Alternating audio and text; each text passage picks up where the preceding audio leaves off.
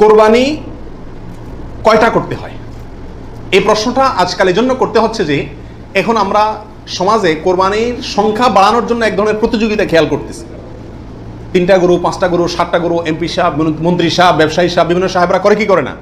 এমনকি আমরাও একটা গরু একটা ছাগল, কারণ কেউ গরুর গোশত পছন্দ করে, কেউ ছাগল গোশত পছন্দ করে ঘরে, যার কারণে দুইটাই দিতে হয়, অথবা গরুতে 1 ভাগ দিতে হয়, আবার আলাদা ছাগল দিতে হয়। এই যে কোরবানির সংখ্যা বাড়ানোর একটা প্রবণতা আছে, আসলে ইসলামী শরিয়া কি বলে?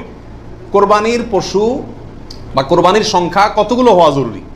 এর উত্তর হলো যে কোরবানি মূলত একটি কোরবানি যথেষ্ট, একাধিক কোরবানি হওয়া এটা কিনা জরুরি না। নবী আলাইহিস সালাতু ওয়াস সালামের ব্যাপারে সুনানে তিরমিজিতে একটা হাদিস আসছে, যেটা ইমাম তিরমিজি হাসান বলেছেন, অন্যান্য উলামা একরাম অনেকে যঈফ বলেছেন। কিন্তু যঈফ বললেও ওই একই বিষয়ে আরো বিভিন্ন হাদিস আছে, সর্বসাকুল্যে উলামা একরামের বিষয়টা প্রমাণিত। সেটা হলো যে নবী আলাইহিস সালাতু ওয়াস সালাম 10 বছর মদিনাতে বসবাস করেছেন হিজরতের পরে, এবং এই 10 বছরের প্রতি বছর তিনি কোরবানি করেছেন। প্রতি বছর তিনি কি করেছেন?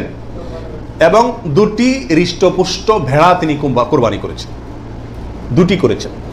তিনি যদি চাইতেন সংখ্যা অনেক বাড়াইতে পারতেন, উট এবং আরো অনেক বড় বড় পশু দিয়ে কি করতে পারতেন?